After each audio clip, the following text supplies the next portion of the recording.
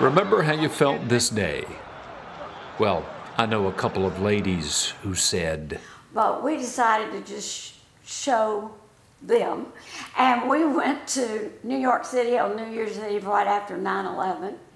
These two fast friends, both Shreveport teachers, were hooked. Next stop, Africa, to see the animals, they thought. And when we got there and saw the tribespeople, the Samburu, the Maasai, in their element, they were just wonderful. We fell in love with the people. Then it was time to leave. She was in tears, so much so that the head matriarch there in the village says, "I built you a hut."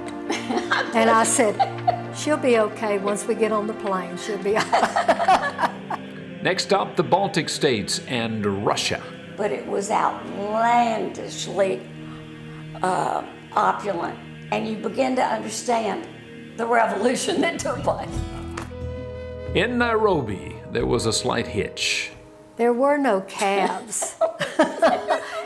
If you wanted to hang on the side of a truck, maybe. In Australia, a mother kangaroo. And have a tiny little baby in her pouch and be able to touch them and feed them. In Sydney, a show put on by the local tribesmen. Phase food.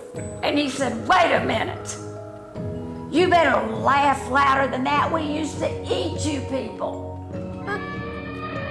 In Cambodia, there was bath time with the elephants. We spent all our time there in the river bathing them, and then as we finished bathing them, they got a trunk full of water and just sprayed all us. of us. Just sprayed us. About that time, Martha and Pat began to notice something. And I said, you know what? If we go to Machu Picchu in South America, that's not far from the Antarctica. Let's just go to all seven. It wasn't a plan. And you think blue ice, blue, pink ice, green ice.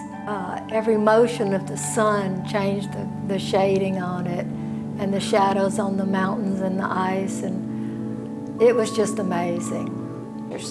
And those teenagers were bugging her. They were trying to get food from her mouth when it was really for the babies, and she just let out a hit and sent them back to the water. And I said, teenagers are all the same. It was not all fun and games. We're not going to eat before you go to bed. We're going to eat when you wake up. And she would go get some sticks that when you put them in the fire, they would smell like food cooking. And she wanted her children to go to bed with hope. Then they heard the laughter. And suddenly we heard some kids playing, and they were just dying laughing. And we said, they're laughing in our language. So many of these things, you don't have to know the language. Our next book is They Laugh in Our Language. And it's pictures of little children from all over the world, and they're just so alike.